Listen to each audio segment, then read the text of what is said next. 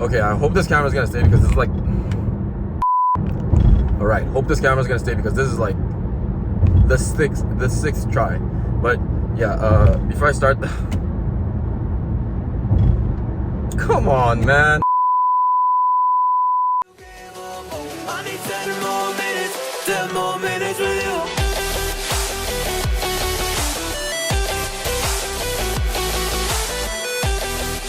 I'm just gonna hold the camera because at this point there's no reason to put it on my car.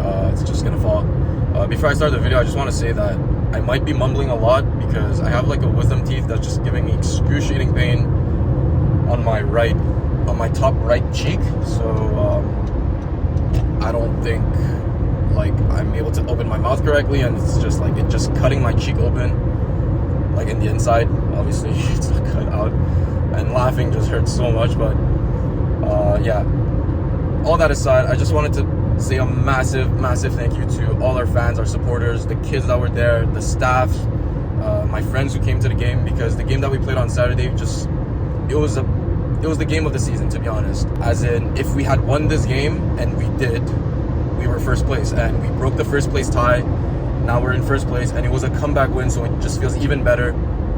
And to have done that in front of all of you, it just feels so nice. And although I really can't express how like my joy right now because of the pain on my cheek, trust me, like I am just so genuinely thankful and happy that all of you were there. And this is why we play, right? Like we want to give you a show. We want to like make you guys happy, and the fact that we did just makes not only me, but I'm sure all of my teammates just incredibly happy. So yeah, that's really it. I'm just gonna be doing a voiceover of the games that we played, and after that game, after I do that game analysis, I'll be still in the car, and I'll be talking about what happened with the reserve game, and I'll do the reserves game analysis, and that'll be it for the video.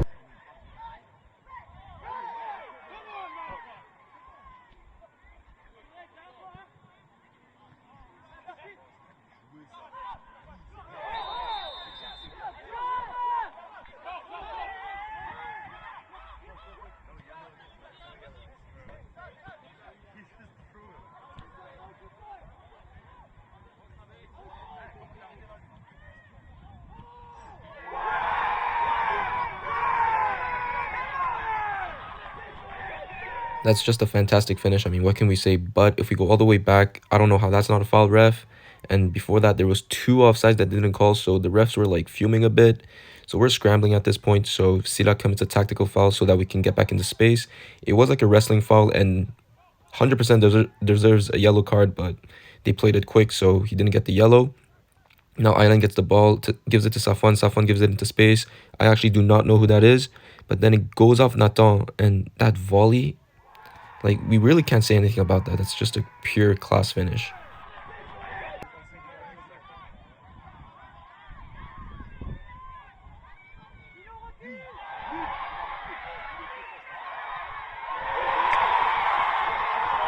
La puissance, gros, c'est la puissance, c'est la puissance. La puissance, gros, c'est la puissance, c'est la puissance. Puissance. That was us celebrating on the bench. Let's get on to the game. Loy gets the ball right now, and he's basically going to go for a 3v1.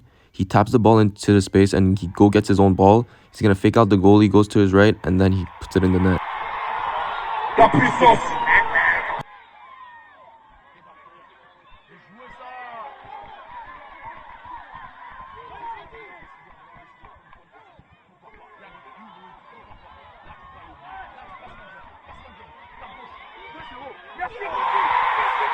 La puissance, gros, c'est la puissance, c'est la puissance, puissance, gros, c'est la puissance, c'est la puissance, la puissance, gros, c'est la puissance, c'est la puissance.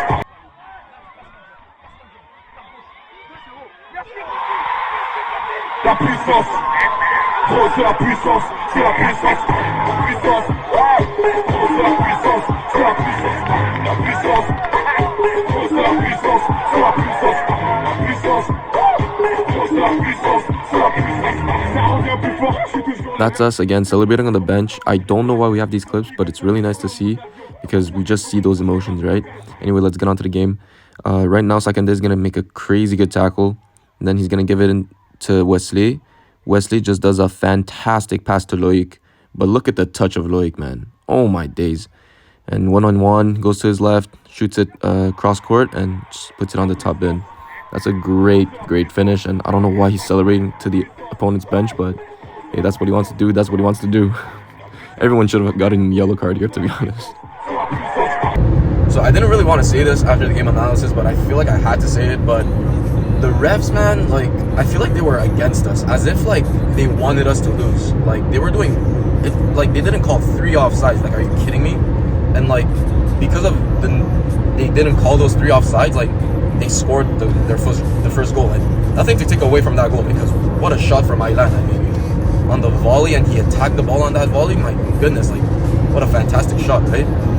But that shouldn't have happened if the refs actually just called the offside. But anyway, that aside, I just want to tell you guys like what happened with the reserve game, and I'm again brutally honest. So what is there to hide, right? We tied 1-1, but I'm actually not as frustrated because we actually played really well. I think it's the first time this team actually played together. As in the first game, it was absolutely like, what the hell is going on? Second game, it was just meh. And then the third game, I didn't play that one, but I saw the video footage and it was just like, okay, like what the hell is going on again?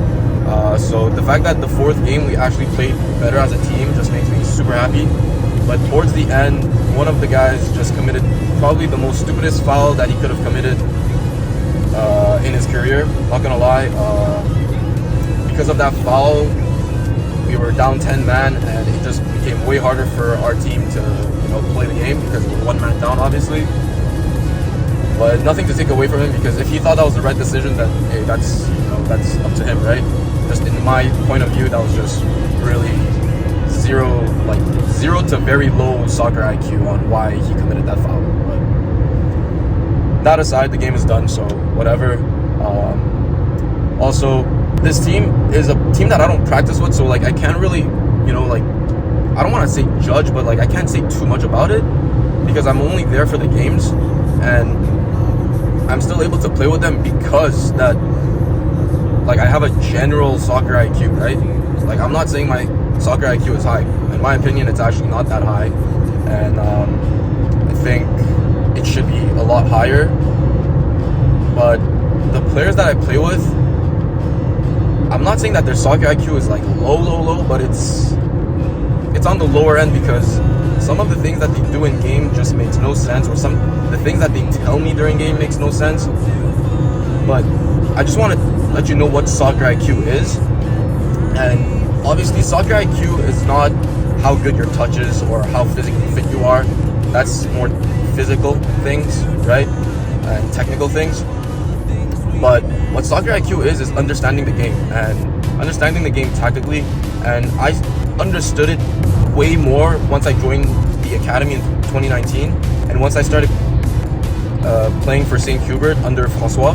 He indirectly taught me so much about the tactical game, and that's what changed my game. Like, that's how I got better at utilizing my strengths, as in being able to play long or being able to play short, like those little chip balls. And not only that, but let's say like little things that you have to notice, as in like if your player is tired or not. Like I'm gonna show it in the video where I give a long ball to one of my players, and normally he's able to run for those kind of balls, but he didn't. And I realized that, you know what, he's probably like stupidly tired, because he was running like a horse all game, and he was there for the first team game just like me, to be in there in the warm-up, to be there just in case that someone gets injured. And he should be tired, his leg should be dead. And I obviously took that into account. And then once I gave a ball to a fresh player, one of the guys on my team says, yo, give it to the other guy, like the one who's not fresh. And I'm like, what are you talking, like in my head, I was like, what is he talking about? Like, he should be like hella tired, like my arm is hella tired. He should be super tired, like what is he talking about? Like, why would I give it to the player that's been running for us for like a good 70 minutes like a horse, when there's someone who just came in with fresh legs? Like, those little details, is soccer IQ basically. And obviously he could be right. Maybe that striker at 40% is better than the guy with the fresh legs who's, let's say, 80%. Very possible. But in my eyes, not really. Especially not after the through ball, like the through ball clearance I gave him. Because that clearance, right away, I saw that there was space in the behind, and he was basically he wasn't ready for it, but he's normally the type of person to be ready for a lot of those type of balls. And when I saw that, I was like, yeah, I'm gonna rip it to him right there and into the space, and I did. But he wasn't able to get to it. So to me, it's like, okay, yeah, he's tired. So yeah, those are those little details that matter, especially as you get better and better and better, and as you play at a higher level. But yeah, I will be doing a commentary, and I might be frustrated because the goal that they scored, in my opinion, should never have happened. But up to you guys to decide, because you know I'm not always right. So yeah, let's roll the reserve game.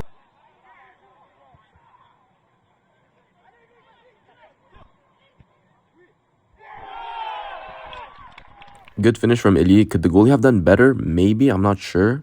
But at the end of the day, Eli does a fantastic job on getting it to the bottom corner, so that's pretty much it. There won't be a replay for this clip, but this ref is absolutely fuming. Somehow that's not a foul over there, and this is not a foul somehow. And I'm just like, what the hell's going on? Anyway, this guy's just going to do a cross-court ball, which is a really good ball, to be honest. Really nice and driven ball. I'm going to come out, and I'm basically protecting the ball. Like, I'm faster than the guy. And as I pushed him like that, the ref just whistles and says, goalie, come here. And I'm like, what did I do? You know exactly what you did. I'm like, what? And it says, if you do that one more time, I'm going to give you a yellow card. I'm like, what the hell? And I just started laughing because, like, I am perplexed! I really was.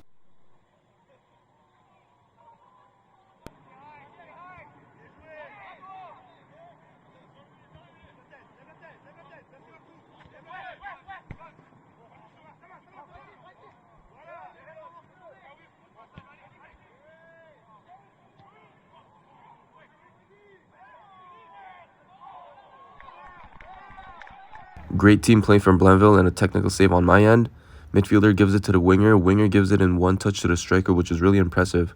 After the bounce, you're going to see me stick out my right leg, and that's to fake out the striker. Sticking out that right leg will make the striker think that I'm coming out, and that's why he thought of chipping me. But obviously it was a fake, so I was able to get back into my set and just make the save. I don't want to replay this, so I'll do a voiceover right away. Midfielder gives it to the center back. Center back misses the ball. That's totally fine. But now he commits an unnecessary tackle, and I knew this was a red card, so you see my frustration. And he didn't even need to commit that tackle because I could have went to that ball. And now because of that decision on his end, it's a 10v11, and that changes the game. This was one of the plays I was talking about in the car. I give a long ball to Idi, and he doesn't run for it right away. So in my head, it means that his legs are pretty tired. We do earn a throw-in from it, but still. Second play is center back gets the ball. He does a through ball, and I see that space in the behind, and I see Idi. I actually zing it to him, but he's not able to get to that. And normally he is. So I was like, okay, yeah, his legs are really tired at this point. So the next play I'm going to show, I'm going to give the ball to our right wing. It was after this play that one of my players told me to give it to Ili. Anyway, Blainville has the ball, crosses it in. I come out for it. Good claim. At this point, I want everyone to rest, just relax. They're tired. Now I'm thinking about giving it to Ili, but then I said, you know what? He's tired. Give it to Ishi, who's the right wing at the bottom right. I give him a long high ball so that he can duel with it in the air. And he does well, to be honest, to block the player out, and we earn the throw-in.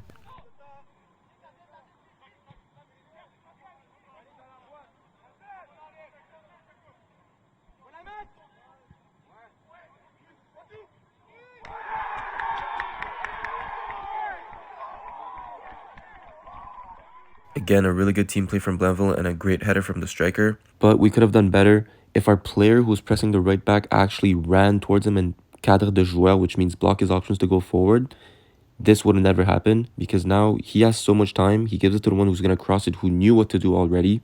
And because of that, he gives in a perfect cross, in my opinion, and a really good header from the striker. It takes a really good bounce, and they score. That's pretty much it for the video. Hope you enjoyed it. Obviously, I'm doing it all now because if I do it tomorrow after I take out my wisdom teeth, that's going to be I don't think anyone will understand anything. I don't think I'll even understand myself, to be honest, after the drug they're gonna put me in. But yeah, I mean, thank you again to all the supporters, all the fans, all the staff, my teammates, because what a game it was. And I hope to see you next time for sure. And don't forget to like the video. I mean, please like the video, because man, we're in first place. First year in PLSQ, first place. That's really good. And don't forget to subscribe, obviously. I mean, if you're new, subscribe please. And don't forget to turn on that notification bell, because I don't want you to miss any of my videos. And comment down below if you have any video ideas, because you know I need some sometimes, and it's nice to have like a chat with you. Also, I shouldn't be doing this, but peace.